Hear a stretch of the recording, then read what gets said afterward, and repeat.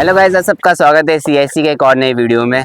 जो हमारा cricket skill का सीरीज चल रहा है, आज सीरीज में मैं आपको बताने वाला हूँ कि एक बैकलिफ्ट कैसे लिया जाता है। क्योंकि आजकल के जो मॉडर्न डे का क्रिकेट है, T20 है मेनली, उसमें बैकलिफ्ट का बहुत इंपॉर्टेंट होता है कि वही आपको पावर देता है, एक फ्लो देता है शॉट को लंबे लंबे हिट्स मारने के लिए। तो बैकलिफ्ट कैसे लिया जाता है और कैसे आप उसको अपना स्ट्रॉन्ग जोन बना सकते हो, ये सारा कुछ मैं आपको इस वीडियो में बताऊँगा।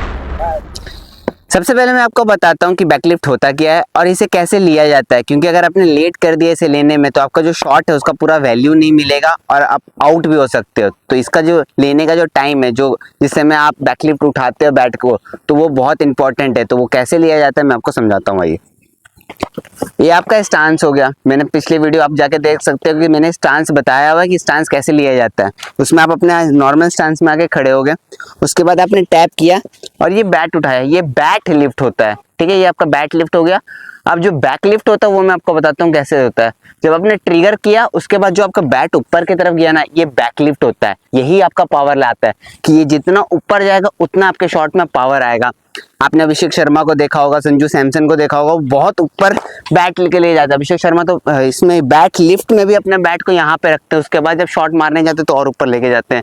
संजू सैमसन यहाँ पे रखते हैं, उसके बाद जब वो ट्रिगर में जाते हैं तो ये ऊपर लेके जाते हैं। तो ये बैक लिफ्ट है और ये बहुत पावर देता है आपके शॉट को, बहुत लंबे लंबे हिट्स इससे लगते हैं।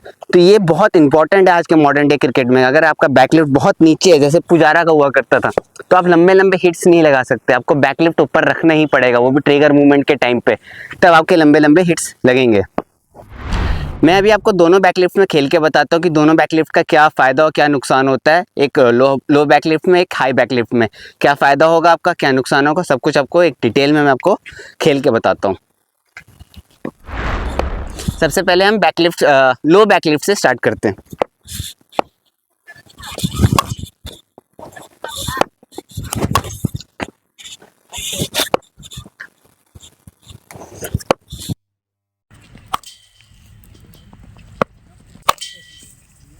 इसमें आपने देखा कि जो लो बैक लिफ्ट में था, वो मैं ज़्यादा अपना बॉडी का मूवमेंट नहीं कर पा रहा था। बैट यहीं से मेरा सिर्फ यहाँ से आ रहा था।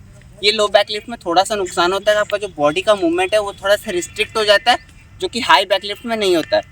लेकिन लो बैक लिफ्ट में ये होता है कि थोड़ा सा जो आपका रिस्क होता है वो कम हो जाता है, आप ग्राउंडेड शॉट ज़्यादा खेल पाते हो। अब हाई बैक लिफ्ट में आपको दिखाता हूँ।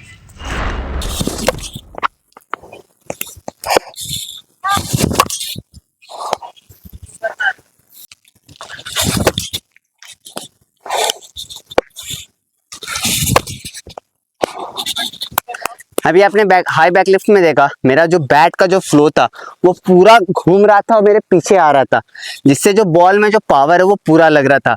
ये हाई बैक लिफ्ट में ये आपको प्लस पॉइंट मिल जाता है, जो आपका पावर है वो पूरा बॉल के पीछे लगता है। इसमें थोड़ा सा रिस्क होता है क्योंकि आपका जो टॉप हैंड होता है, जैसे मैं राइटी हूँ, मेरा लेफ्ट हैंड टॉप हैंड होता है, इसलिए आपको बिल्कुल ऊपर से पकड़ना रहता है। और जो नीचे वाला जो बॉटम हैंड राइट हैंड होता है वो थोड़ा सा हल्का सा रहता है।